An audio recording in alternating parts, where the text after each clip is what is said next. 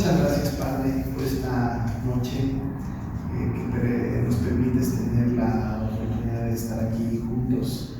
Y aun y cuando, Señor, necesitamos muchísimo aprendizaje de muchas cosas, lo que sí es verdad es que cada que nos enfrentamos a tu palabra tenemos una enseñanza significativa en nuestras vidas.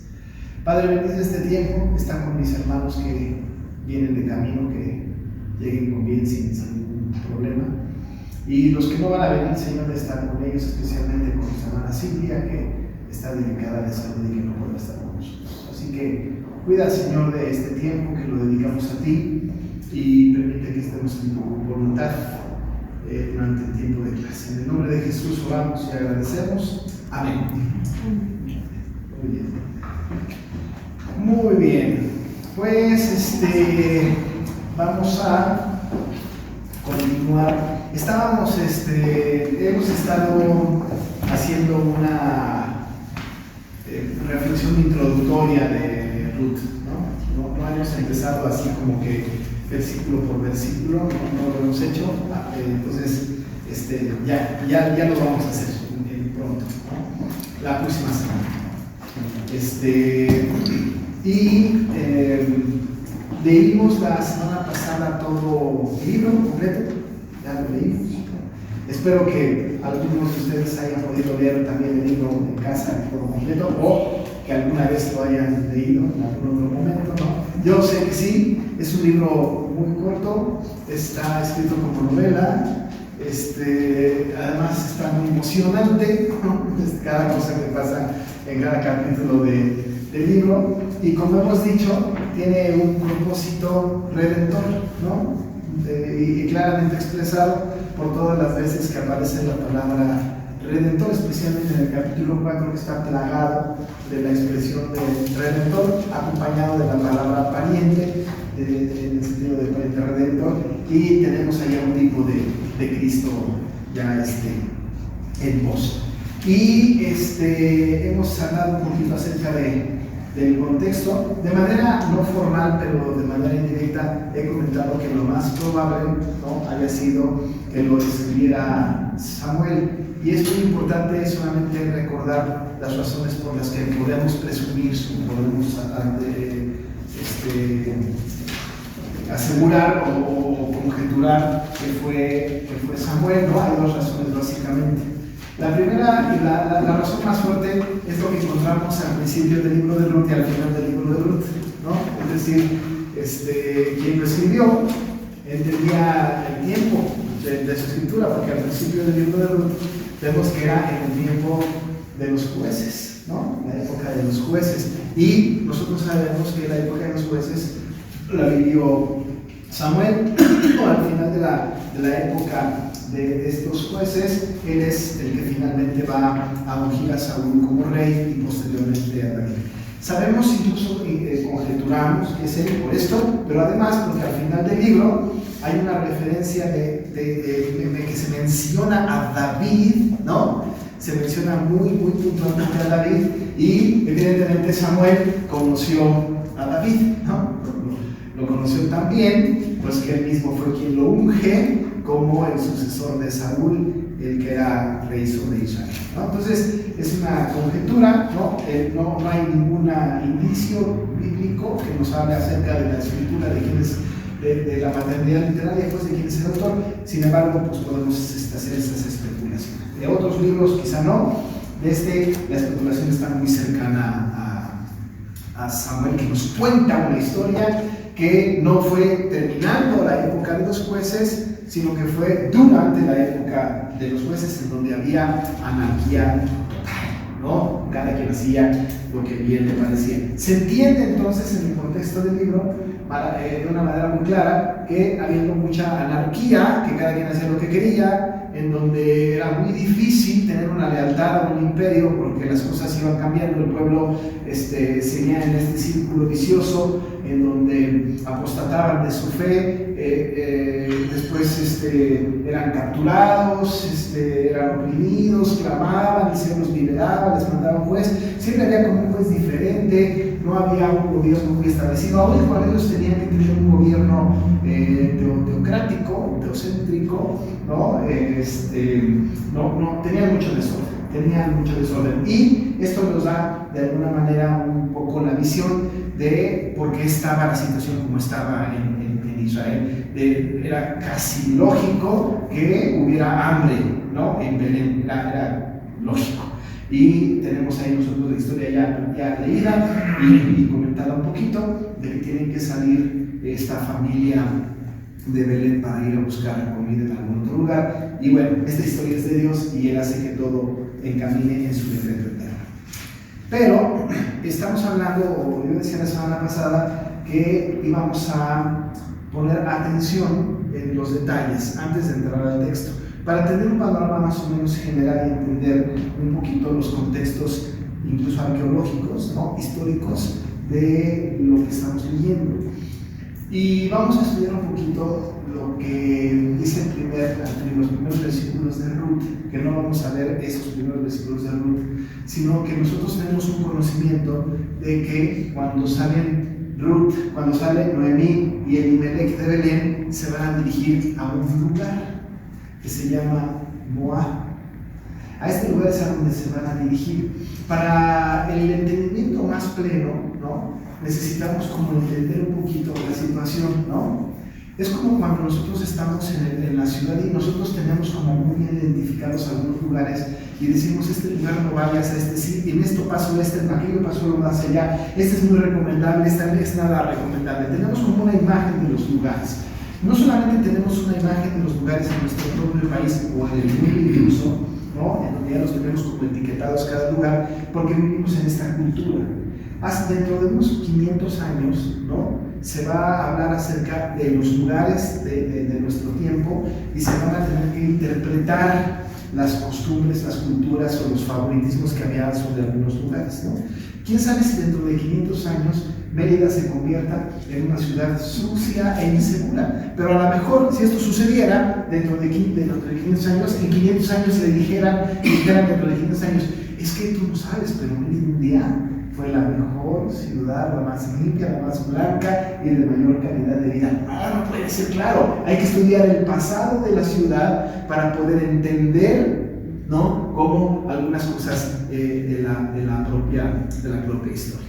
Las generaciones van pasando y van muriendo y se va perdiendo la historia de los lugares, ¿no? Entonces dejamos de rastrear situaciones de los lugares anteriores, ¿no? Nos queda claro cuando nosotros tenemos historias personales. Yo, de mis padres, por ejemplo, de mis suegros, en donde nos cuentan cosas de la Ciudad de México que hoy día ni me las pudiese imaginar yo, ¿no? Ni me las pudiese imaginar. Que me cuenten que algún día nadaron en el río Churubusco, es algo que para mí me queda así, ¿cómo era esto posible, no? Y qué hacían con todos los carros que hay ahí, ¿no? Es decir, me cuentan este tipo de historias, ¿no? Donde uno dice, ¿de veras? Miscuac tenía un río, había, ¿no? Churubusco, un río, colgaban de las cuerdas y se nadaban en ese río. Es decir, ese tipo de historias van perdiéndose con las generaciones, ¿no? Es decir, la generación de mis padres morirá y quedará solamente en la tradición oral, ¿no? En lo que fue, y luego yo moriré y a lo mejor yo ya se los cuento a mis hijos, porque para mí no está, porque yo no lo viví, y luego mis hijos morirán y llegará un momento, ¿no?, en donde sea una historia poco comprobable que había un río ahí en Churubusco, ¿no? Eso no puede ser posible, ¿no? Pero la historia tiene que ser rastreada para entender los arraigos, ¿no? Porque para mis padres, mi suegro, por ejemplo, que vivió también por ahí, ¿no? Ese lugar trae arraigo, ¿no? Es su tierra. Es donde crecieron, hay muchos, ¿no? Mi suegro cuenta muchas cosas como sus cuates y sus aventuras y mi papá y todo, se va perdiendo, ¿no? Van pasando los años y las generaciones van muriendo, se va perdiendo.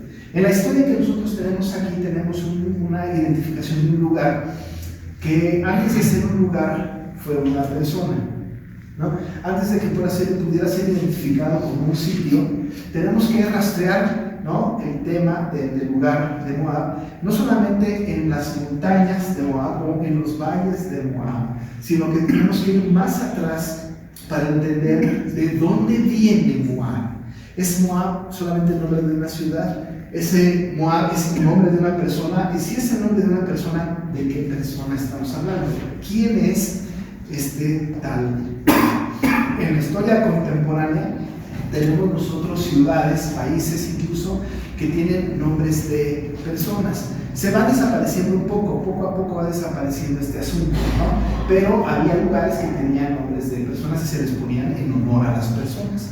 En la época del apóstol Pablo, en la época de Jesucristo, había lugares que se llamaban como las personas, ¿no? De hecho, por ejemplo, la ciudad de Filipos es Filipos porque justo se llama como el papá de Alejandro Magno, ¿no? Es decir, había el nombre de una persona.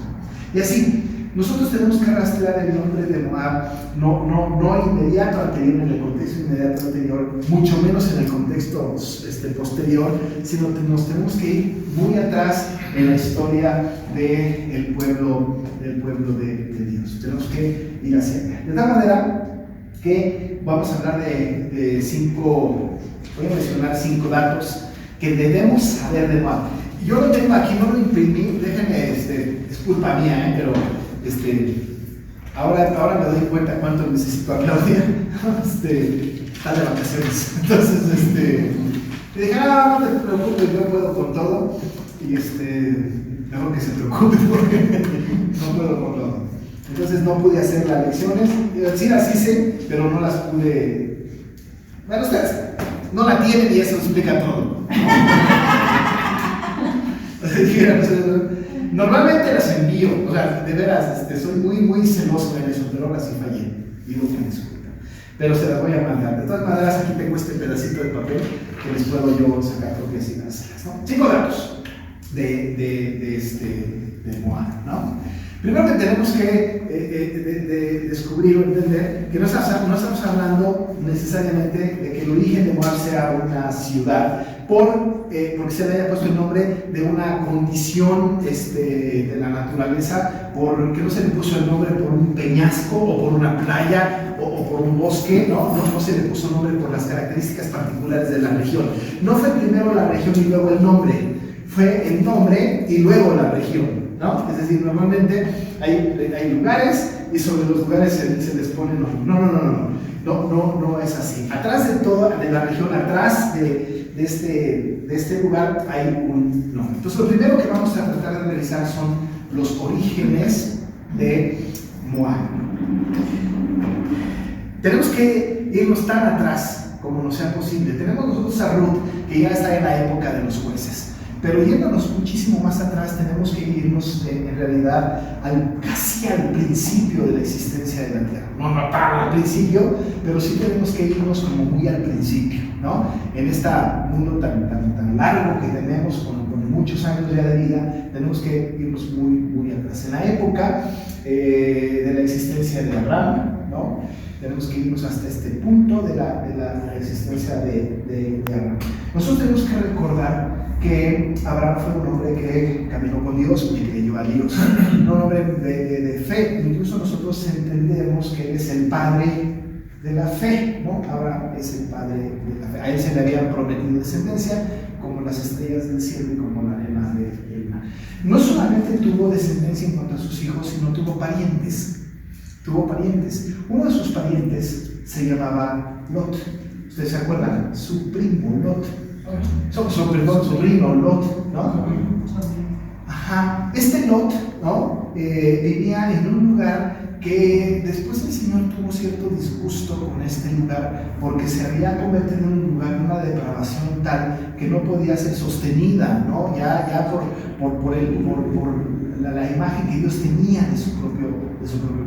Y era necesario, absolutamente necesario, destruir estos lugares que estaban trayendo una gran depravación. Estos lugares eran Sodoma y Gomorra. Ya el Señor había tratado con Abraham en este asunto, ¿no? El Señor mismo había reflexionado sobre si le tendría que decir a Abraham que iba a destruir Sodoma y Gomorra. Y ustedes conocen el diálogo que tiene Dios con Abraham, ¿no? El diálogo que tiene Dios con Abraham tiene que ver con que iba a destruir a Sodoma y a Gomorra. Entonces Abraham tiene que interceder por el pueblo y le dijo: Señor, si hubiese 50 personas fieles, destruirías, ¿no? Ahora dice Abraham, lo decides y dice: no, por amor a esos 50 no. Y dice, bueno, perdóname, Señor, sí, soy muy imprudente, pero quitémosle 5, se queda 45, por los 45 no los destruiría. Ay, Señor, y si hubiera 40, ¿no? Y así se fue, ¿no? Hasta 10, ¿no? Ahí se fue hasta 10, y el Señor dijo, no, por los 10 no lo destruiría. Pero evidentemente no hubo 10, ni 10. Todo el mundo en ese tiempo, Sodoma y Gomorra, estaba bastante depravado. Dice la Escritura que un día llegaron dos ángeles a presentarse delante de Lot, ¿no? A visitarle a Lot, y él los albergó en su casa, les abrió la puerta y los pasó a su casa. En una ciudad muy depravada llegaron los hombres, ¿no? Eso está en el capítulo 19 de Génesis. Llegaron los hombres del pueblo, ¿no? de Sodoma, y se posicionaron ahí, y se hicieron presencia ahí, tocaron a Lot y les pidieron a Lot que entregara a estos varones, porque ellos eran sodomitas, eran perversos, ¿no? Y los querían para abusar de ellos, y no los defienden. Si yo no te voy a entregar a estos dos varones, tengo una madre, pero ahí tengo unas hijas, ¿no? Es una historia fea, ¿no? ¿Cómo se le ocurre a Lot, no? La historia, para no ir contando los detalles que seguramente se me pueden escapar, es que finalmente no se entregan los varones que están dentro de la casa de Lot lo meten, ¿no? Lo jalan, lo meten a su casa, hace que cierran la puerta, le preguntan a Lot si tiene más parientes y le piden que huya, ¿no? Dice, vete de aquí porque vamos a destruir este lugar, ¿no? Y entonces Lot tiene que salir juntamente con su familia, ¿no? Tenemos la historia muy en nuestra mente. Va a salir, le ha pedido a los hombres que no volteen hacia atrás. Conocemos que la mujer de Lot no fue muy obediente, ¿no? Al voltear atrás se convierte en una estatua de sal, ¿no? Es decir, queda petrificada, y luego todos los demás huyen. En esa huida, ¿no? Cuando se va él y ya llegan al lugar donde llegan, las hijas traman una pequeña angustia, ¿no? Sí, ¿y cómo vamos a tener descendencia? Había dos hijas. ¿Qué vamos a hacer con esa descendencia? Y entonces fraguan un plan bastante feo, ¿no? Porque el plan que fraguan es, mira, vamos a emborrachar a nuestro papá y yo voy a dormir con él esta noche, ¿no? De tal manera que yo pueda tener descendencia. La hija mayor y la hija menor emborrachan a Lot, y la hija mayor se acuesta con Lot y va a terminar embarazada de su propio padre. Este es un incesto, estaba prohibido por Dios por todos lados. A la siguiente noche o posteriormente le toca a la hija menor, vuelven a emborrachar al papá, que es Lot, y la hija menor va a dormir con el papá y resulta embarazada también la hija menor. En esta relación incestuosa, que por cierto no fue permitida por Lot, porque él se despertó y ni se enteraba, ¿no? Pero en esta relación incestuosa, pecaminosa, desagradable a los ojos de Dios, van a nacer dos personajes. El primer personaje que va a nacer de la hija mayor se va a llamar Moab. Y el otro hijo, de la menor, se va a llamar Ben-Ammi.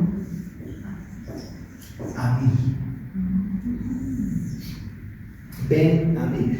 No significaría mucho, porque a lo mejor solamente les pusieron el nombre por ponerle su nombre, pero los significados de los nombres hay parte de la historia.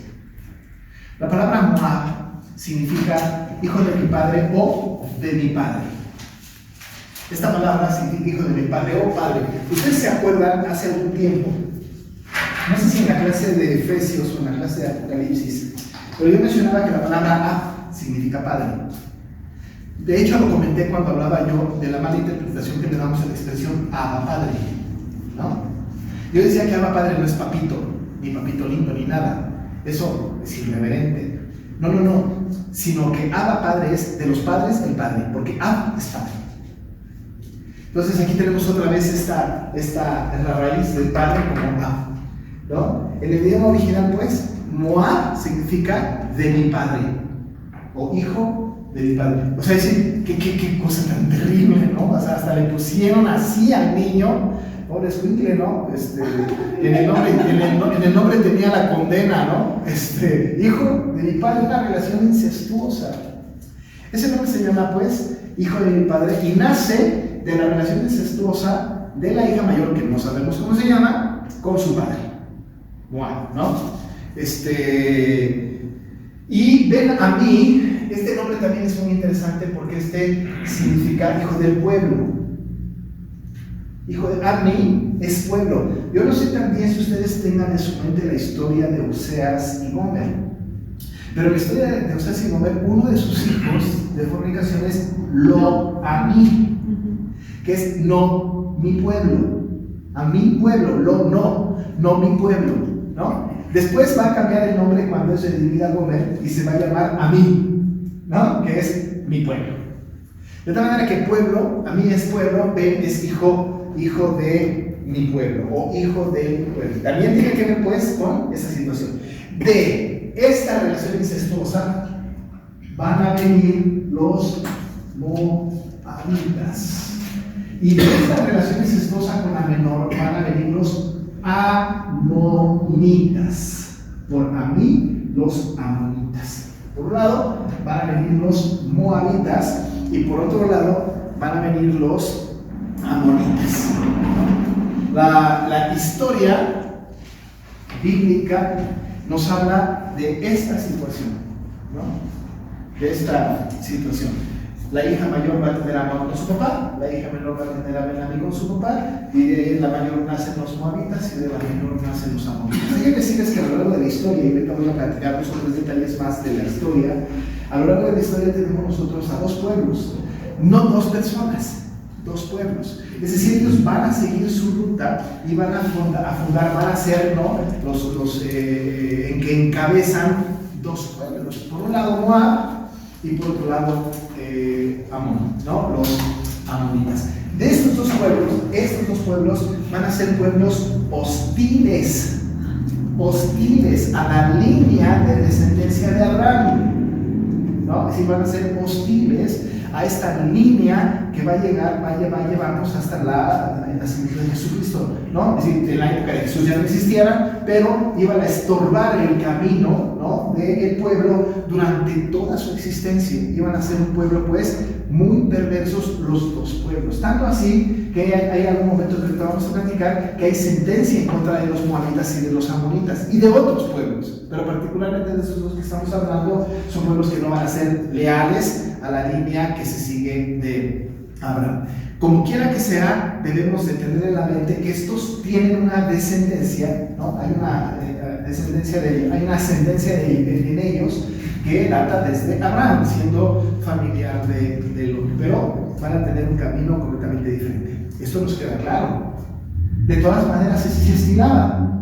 Abraham tuvo dos, uno de la promesa y otro no era de la promesa. Ismael fue hostil, ¿no? Todo el tiempo a Isaac, ¿no? Es decir, de todas maneras, el mundo empezó pues a dividirse entre aquellos que iban a perseguir a los otros, ¿no? Iban a tener pleitos eternos. Pero en este caso, los moabitas y los amonitas eran pueblos hostiles, o llegaron a ser pueblos hostiles, y estaban representados por esta relación incestuosa. Cuando nosotros tenemos esto en mente, entendemos entonces que cuando se habla de Moab, no solamente hay un antecedente inmediato anterior de una dificultad con el pueblo de Moab, sino que había una historia terrible de un incesto con Lot que trajo como resultado un hijo de esta naturaleza. Es decir, no solamente pues lo que me acabas de hacer, sino todo lo que ha pasado antes, ¿no? Si nosotros tenemos el pleito con una familia y a lo mejor decimos, yo qué te hice, tú no, pero tu abuelo sí, ¿no? Es decir, algo parecido, ¿no? Es decir, hay una historia atrás en donde no hay posibilidad de que sigamos una misma línea de pensamiento. Perdón, Maggie. ¿Los moabitas habitaron Jericó? ¿Perdón? ¿Habitaron Jericó, moabitas?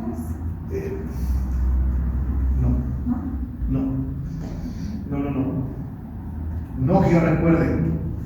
Los moabitas habitaron Moab. Moab, exacto. Pero no. Y ya luego los Moab se convirtió en región, Es muy importante este dato. No era solamente una ciudad, sino una región. Es como, ¿se acuerdan ustedes que el apóstol Pablo le escribe a los Gálatas? No hay ningún lugar, no hay ninguna ciudad que se llame Gálatas. Galacia. O Galacia. No hay. Galacia es una región, ¿no? Es una región. Y en esa región había muchos pueblos, había muchas ciudades. Moab no era tanto una ciudad como una región, ¿no? De hecho, cuando en Ruth creo que está implicado esto al principio, cuando empezamos a leer Ruth, ¿no? Dice que fue, claro, a los campos de Moab, no a la ciudad de Moab, sino a los campos, pues, ¿no? Era más una región. Bueno, esa es la primera información que tenemos nosotros de Moab en cuanto a sus orígenes. Tenemos el tema de que Moab es producto de la relación incestuosa de la hija mayor de Lot con su padre, ¿no? Terrible pasado. Sí, hermano. Ahorita que estoy viendo el mapa, Sí. precisamente está el Mar Muerto y del lado del mar, del lado derecho, del Sí. lado oriental del Sí. Mar Muerto está Moab. Sí. Y arriba, un poco más hacia el occidente, está Amón. Sí, exacto, están juntos, como hermanitos, ¿no? Hicieron su propia región, ¿no? Y prevalecieron y fueron pueblos importantes, o sea, fue gente importante que incluso le dieron batalla al pueblo de Israel durante su caminar en el desierto, ¿no? Pero hablemos de eso. La segunda cosa, la primera fue sus orígenes, la segunda, el Señor fue fiel y les preservó en el desierto, ¿no? Les preservó en el desierto. Eso es un dato interesante, porque todas las oportunidades que pudo haber habido para destruir a los moabitas y a los amonitas, en lugar de que hubiera un ataque directo en contra de ellos, al principio del desierto, ya después cambió la historia, ¿no? Pero al principio del desierto hubo un cuidado de que no se destruyera Moab ni Amón, ¿no? Era muy interesante. El Señor estaba cuidando esto. Miren cómo lo dice. Vamos a Deuteronomio capítulo 2. Deuteronomio 2.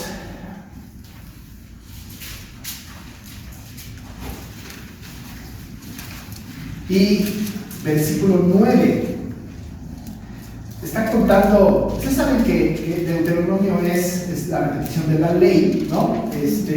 Muchos de los acontecimientos en Deuteronomio están narrados en el libro de Éxodo, ¿no? Deuteronomio es el quinto libro de la Biblia, desde Génesis para adelante, ¿no? Génesis, Éxodo, Números de Deuteronomio. Y en Deuteronomio capítulo 2, versículo número 9, tenemos un indicio cuando el Señor está con ellos al principio del desierto y les dice, y Jehová me dijo, o sea, está hablando Moisés, no molestes a Moab, no molestes a Moab, ni te empeñes con ellos en guerra, porque no te daré posesión de su tierra, porque yo he dado a Ar por heredad a los hijos de Lot. No te metas con Moab. Es decir, el Señor les preservó. Bueno, voy a seguir con el versículo 19 y ahorita hablo de la preservación. Versículo 19. Y cuando te acerques a los hijos de Amón, o sea, hermanito, no los molestes ni contiendas con ellos, porque no te daré posesión de la tierra de los hijos de Amón, pues a los hijos de Lot la he dado por heredad. Es decir, le dijo, no los molestes. Sí van a atacarlos, sí van a buscar aniquilarlos, pero de alguna manera el Señor preservó a Moab y preservó a Amón durante el camino en el desierto. Uno se pregunta, ¿por qué? Si era oportuno aniquilarlos a estos, ¿no? Ya de hecho, en la historia del Antiguo Testamento tenemos nosotros historia de cómo el Señor ha ordenado que se aniquilen pueblos por completo, su ganado, hasta los reyes, las personas, los niños, a todo el mundo. Había que exterminar a un pueblo por completo. En el caso de Amón y de Moab también había una sentencia de esta naturaleza posteriormente, pero por el desierto les dijo, no los molestes, porque yo les he dado la tierra por heredad a los hijos de Lot. No los molestes. La gran pregunta es ¿por qué? Pero si nosotros entendemos el decreto de Dios, o entendemos que Dios tiene un plan perfecto, ¿no? Había necesidad de preservar a Moab y a Amón. Particularmente a Moab era absolutamente necesario, y a lo mejor en ese tiempo Moisés no lo comprendía, pero es como si Dios hubiera dicho a Moisés, mira, tengo planes para Moab, lo voy a utilizar, ¿no? Y cuando leemos a Ruth, claro, porque si hubiese desaparecido Moab, no nace David, Es decir, no había posibilidades de que a dónde se iban a ir David, Noemí y Elimelech, ¿no? Es decir, eso no existe. Pero entendemos en el proceder de la historia del Antiguo Testamento cómo el Señor estaba preservando la vida de Moab y de Amón y sus tierras porque tenía un propósito redentor. ¿Se acuerdan que hablamos acerca del asunto de la interpretación de Ruth? Histórico redentivo. Tenía que preservar al Señor, aún utilizando a los malos, y esa es parte de la providencia contingente de Dios, aún preservando a los malos para sus propósitos divinos. No significa que luego Moab le tenía que decir al Señor, bueno, Señor, ¿me utilizaste para esto? Pues ahora sálvame, ¿no? Pues que también Judas le diga, ¿no? O Nabucodonosor, ¿no? O los hermanos de José. Pero el Señor permitió que fuera preservado Moab y Amón porque había un propósito divino. Porque de una moabita, de una descendiente de este cuate, ¿no? Iba a venir el Salvador. Sí, había que preservar a Moab, de esa manera. Pero también cuando ellos querían pasar para ir a la tierra prometida, querían pasar por Moab, no se los permitieron. O sea, sin guerra, sin nada, no los dejaron pasar. Pues no. Entonces tuvieron que entrar por otro lado. Y ahí está, Jericó está del otro lado, de donde está el río Jordán, y el Mar Muerto está del lado oriental. De otro lado. Exacto. Y otra vez, ¿no? El Señor como que dirigiendo, ¿no? A los pasos del pueblo para cumplir con su propósito, porque de todas maneras en Jericó se van a encontrar con la otra ascendiente de Jesús, ¿no? Que es el Rahab, ¿no? Es decir, el Señor va manejando su historia de una manera tan perfecta que a lo mejor en ese momento Moisés no entiendo qué está pasando, ¿no? Porque tengo que estar 40 años en este desierto, pero el Señor estaba cumpliendo su voluntad en ellos, ¿no? Claro, y los decía, ¿se acuerdan ustedes que el apóstol Pablo, en su segundo viaje misionero, cuando sale de Antioquía ya no con Bernabé, ¿no? Sino sale con Silas, el Espíritu le dijo que no pasara por Asia, ¿no? Se lo impidió. ¿Por qué? ¿No? Porque había un propósito, ¿no? Y tuvo que rodear y ir por el norte para llegar justamente a Troas para pasar por el mar Egeo hasta Macedonia, ¿no? ¿Por qué? Dios tiene un plan. Esto nos enseña algo, ¿no? Que de repente nosotros decimos, ¿por qué, Señor, permites que esté pasando algo? Hay un propósito divino. Siempre hay. Siempre, porque los que amamos a Dios todas las cosas nos ayudan a bien. Los que conforme a su propósito fuimos hermanos. Pero bueno, entonces, la segunda cosa, ya vimos sus orígenes. La segunda es la preservación de Moab por un propósito, ¿no? El propósito es que después de Moab iba a venir la que iba a ser la descendiente o la ascendente de Jesucristo, ¿no? Tercera cosa que es importante saber de Moab, ¿no? Hay muchísimas, más que 5, pero yo solamente quise rescatar 5 que son, digamos, las más conocidas y las que tenemos que tener en la mente. Primero, sus orígenes, un origen incestuoso, ¿no? Que tiene que ver con Lot y sus hijas, su preservación en el desierto, ¿no? Que le pidieron a Moisés que no tocara ni a Moab ni a Amón porque les había dado por heredad a los hijos de Lot. Y la tercera cosa que es bien interesante es de Moab, es su participación en el intento de maldecir a Israel, ¿no? En el intento de maldecir a Israel. ¿Qué sucedió? También en el desierto, ¿no? Porque toda esta historia prácticamente sucede en el desierto. Un rey de Moab, o un comandante, el primer personaje de Moab, era este famoso Balac, ¿no? Este rey de Moab, Balac, era un rey que tenía mucho temor del pueblo de Israel. Si ya te diste cuenta, platicaba con sus más allegados, ya te diste cuenta cómo estos israelitas donde pasan arrasan. Ya te diste cuenta que esos se acaban con todo, ¿no? Tengo miedo, ¿no? Balac, tengo miedo. ¿Qué hacemos? Mira, pues hay un adivino, ¿no? Un profeta que puede maldecir al pueblo.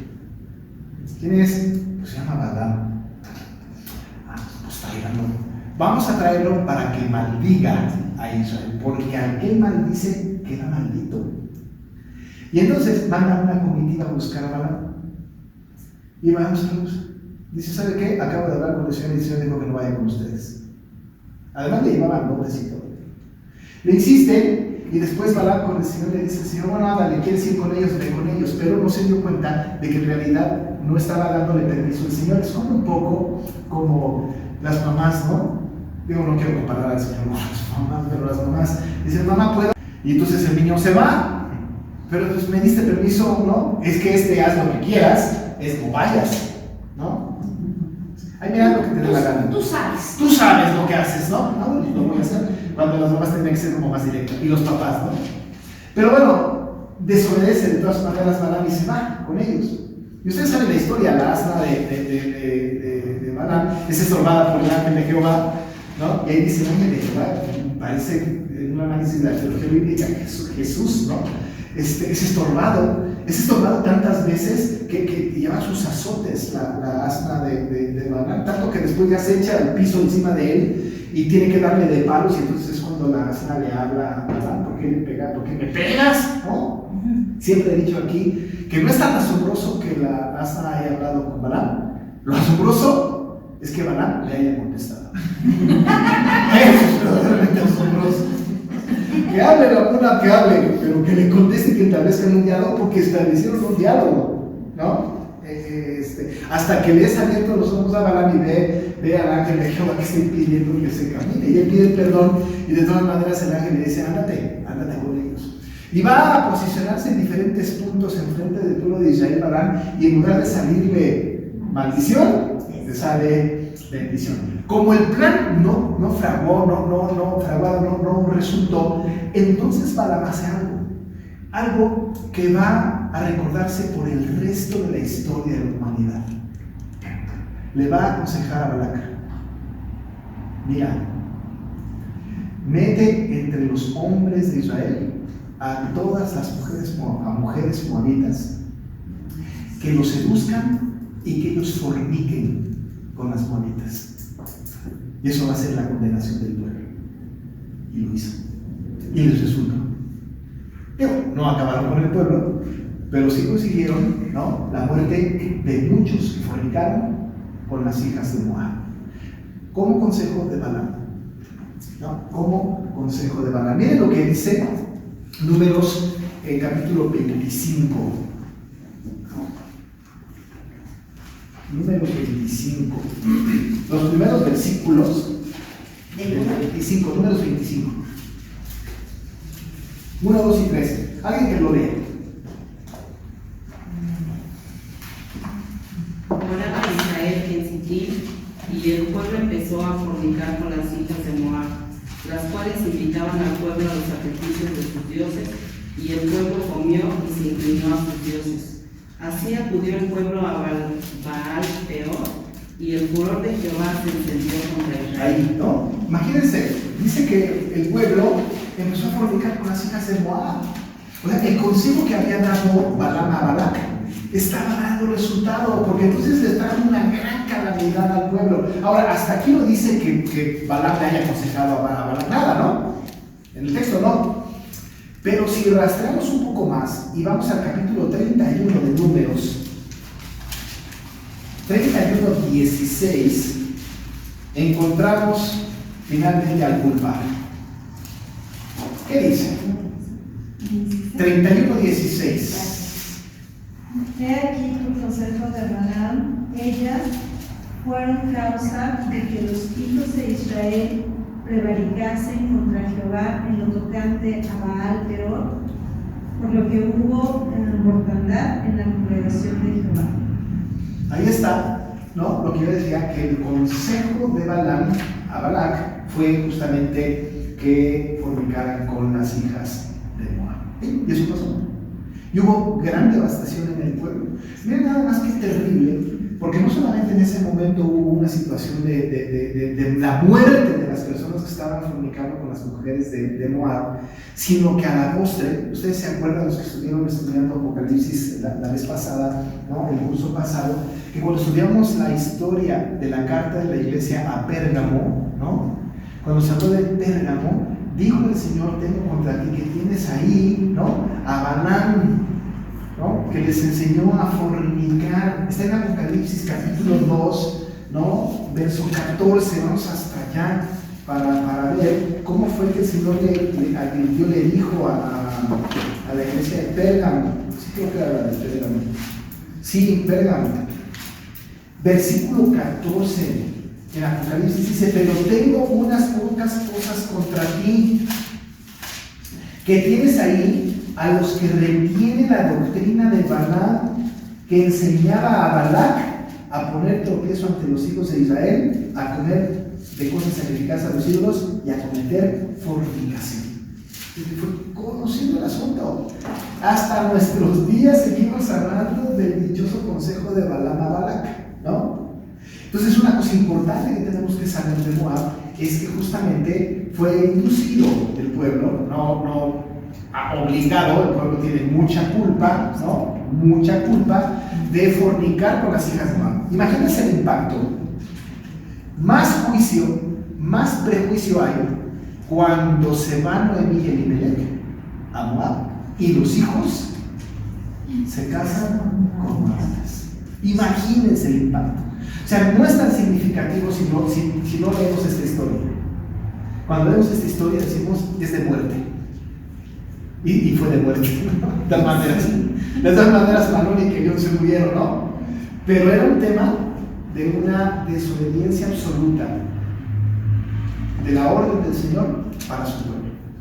Cuando uno sabe la historia de Balac y de Balaam, y de que Balaam enseñó a los hijos de Israel, a Balac, los impuso a las mujeres moabitas para que fornicaran con ellas, y hubo gran muerte a causa de este asunto, y que fue recordado por todos los siglos, ¿no? Uno cuando se enfrenta a la historia de Ruth y dices, ¿de veras se fueron a Moab? ¿Qué no saben que había una sentencia de muerte para los que se metieran con las moabitas? ¿No? Era terrible, ¿no? Así que la participación en el intento de la maldición de Israel de Balaam y de enseñar a las mujeres a esto es terrible, ¿no? Es terrible. Les había dado sentencia el Señor a las hijas, a los moabitas, ¿no? Les había dado una sentencia, no podían entrar a la congregación de Jehová. Hay un pasaje que es muy interesante, que es Deuteronomio 23, y deliberadamente me brincaré el versículo 1 y ya el versículo 3 y 4 del Deuteronomio 23, para saber quiénes no deberían de entrar a la congregación de Jehová. No lean el versículo 1, y con eso hicimos alta. Para ustedes nada más. Con eso ya casi estoy diciéndoles leanlo, ¿no? Pero Deuteronomio 23. 2 y 3. 3 y 4. 3 y 4. El 1 no lo lean, bueno, sí, leanlo, ¿no? Pero no lo tomamos en cuenta nuestro tiempo. Pero 3 y 4. Dice, no entrará, versículo 4, 3. Amonita, ni moabita en la congregación de Jehová, ni hasta la 10ª generación de ellos no entrarán en la congregación de Jehová para siempre. Por cuanto no os salieron a recibir con pan y agua al camino cuando salisteis de Egipto, y porque alquilaron contra ti a Balaam, hijo de Beor, de Petor, en Mesopotamia, para maldecirte. No pueden entrar a la congregación de Jehová. Ahora, con esto, ¿se acuerdan que Ruth llegó a los campos de Boaz? Y a la postre tuvo que haberse adherido a la fe de Boaz, ¿no? Tuvo que haber tenido encuentros, ¿no?, con las autoridades de Israel para que pudiese casarse con Boaz, que era el pariente redentor, pero estaba prohibido. Ahora diríamos nosotros, pero hasta 10 generaciones, es posible que la generación de Ruth haya sido después de la 10ª generación, pero el concepto de para siempre está grabado en este texto. En el versículo 3, no entrará en la congregación de Jehová para siempre. David, ¿no?, tiene sangre moabita y entró a la congregación. Salomón tiene sangre moabita y no solamente entró a la congregación, construyó un templo, ¿no? Es decir, qué historia, Evidentemente lo que vemos aquí es la gracia perdonadora de Dios que enmienda el camino y que permite que en su historia, aunque sea una historia de personas perversas, Él acomoda todo para cumplir con su propósito redentor, ¿no? Aquí tenemos una sentencia de que estos no iban a entrar para siempre, ni amonitas, hijos de la menor, ni moabitas, hijos de la mayor del otro, en esta relación incestuosa, ¿no? En esta relación incestuosa. La cuarta cosa que tenemos, que es la que vamos a aplicar rápido porque esa ya hemos estudiado o la vamos a estar estudiando, es su contacto con la sentencia de Jesús, es decir, ¿no? De los moabitas. Tenemos nosotros el contacto que tiene el pueblo de Dios con los moabitas en la historia de Noemí y de Elimelech, ¿no? Es muy determinado que Noemí y Elimelech se fueran a Moab, ¿no? Con estos moabitas. El asunto es que está en la época de los jueces. Y nosotros tenemos una historia en los jueces de un rey, ¿no? Eglón, moabita, que es asesinado de una manera bastante fea, ¿no? Por agua del juez, ¿no? Y es de veras un ser gordo, muy gordo, y con la mano izquierda ahora le metió el cuchillo hasta su mano, todas sus patas, la removió y le salió todo. La imagen es, no me juzguen, así ustedes está peor, ¿no? Ya me encuentro con los moabitas, pero no, cuando hay gran hambre, a donde se van ellos es a un lugar que no estaba permitido por el Señor, en enemistad con el Señor. Pero ya sabemos, es por alguna razón divina. Pero la última, posterior a esta, la última asunto que tenemos que decir de Moab, ¿no? Lo último, ¿no? De todas maneras, pues los parientes son parientes, ¿no? Y cuando David estaba allá, todavía no reinaba, pero era perseguido por Saúl, ¿no? Ustedes se acuerdan la historia de que Saúl quería perseguir a David para matarlo. Básicamente todo había salido porque estaba celoso Saúl. Porque un día cuando David mató a Goliat y entró al pueblo, las mujeres gritaron: Saúl mató a sus miles, pero David a sus 10,000. Y Saúl se encolerizó, se puso tan serio y tan enojado que dijo: a este no más le falta tomar el reino. Y vaya que sí, era palabra profética, ¿no? Porque iba a tomar el reino, y se enojó tanto que lo buscó para matarlo. Pero después, bueno, en el transcurso de la búsqueda, ustedes saben que David sale huyendo, ¿no? Después de despedirse y llorar con Magdalena, con Jonatán, sale huyendo, y en sus huidas va a esconderse en lo que le llamamos, o lo que le llama la Biblia, la cueva de Adulam. Estando en la cueva de Adulam solo al principio, ¿no? Que por cierto ahí escribe el Salmo 34, un precioso salmo, ¿no? En la cueva de Adulam. No sé de dónde agarró pluma y hoja, pero escribió el Salmo 34, ¿no? O sea, era cavernícola, pues, ¿no? Sí. Está viviendo en una cueva, ¿no? A la postre llegó su familia, ¿no? Llegaron los que estaban endeudados, llegaron los que estaban afligidos, llegó un montón de gente, eran como 400 personas, llegaron ahí y David estaba con ellos. Pero como Saúl le pisaba los talones y quiso David cuidar a su familia, dice: ¿y a quién se las encargó? Y se fue a Mispa y se las encargó al rey de Moab. ¿Vas a su familia? ¿No? Fíjense cómo lo dice primero de Samuel 22. Primero de Samuel 22, del 1 al 4. ¿Del 1 al 4? Sí. Dice: yéndose luego David de allí, huyó a la cueva de Adulam. Y cuando sus hermanos y toda la casa de su padre subieron, vinieron allí a él y se juntaron con él, todos los afligidos y todos los que estaban endeudados y todos los que se hallaban en la manera del espíritu, y fue hecho jefe de ellos y tuvo consigo como 400 hombres. Y se fue David de allí a Mispa de Moab, dijo al rey de Moab: yo te ruego que mi padre y mi madre estén con vosotros hasta que sepan lo que Dios hará de mí. Los trajo pues a la presencia del rey de Moab y habitaron con él todo el tiempo que David estuvo en el lugar fuerte. O sea, se los llevó con sus parientes, porque al fin y al cabo, ¿no? La bisabuela de David pues era Ruth moabita, y el rey de Moab evidentemente pertenecía al pueblo de su bisabuela.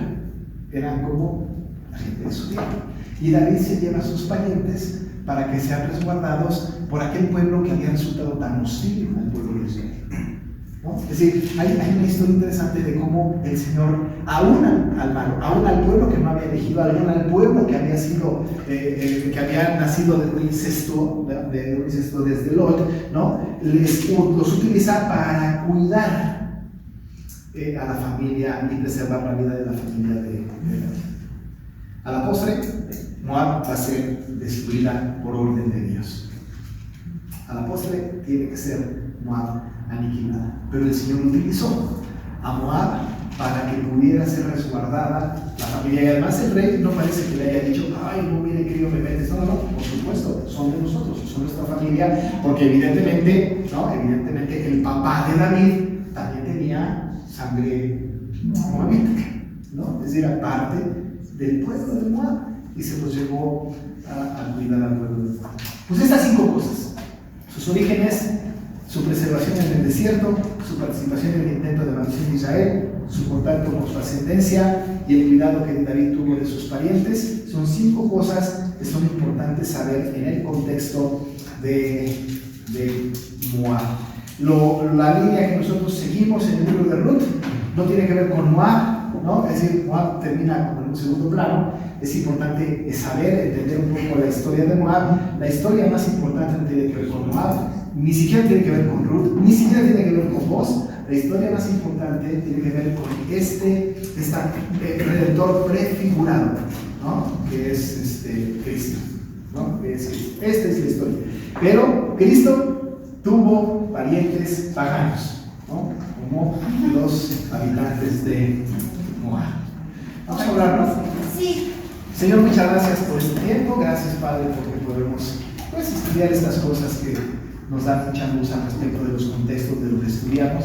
Y gracias, Padre, porque podemos entender que de todos los pueblos, en la historia de todos los pueblos, tú estás cumpliendo tu propósito. Lo has cumplido, lo cumples y lo cumplirás para cumplir con tu decreto eterno, que es la salvación de todos tus elegidos.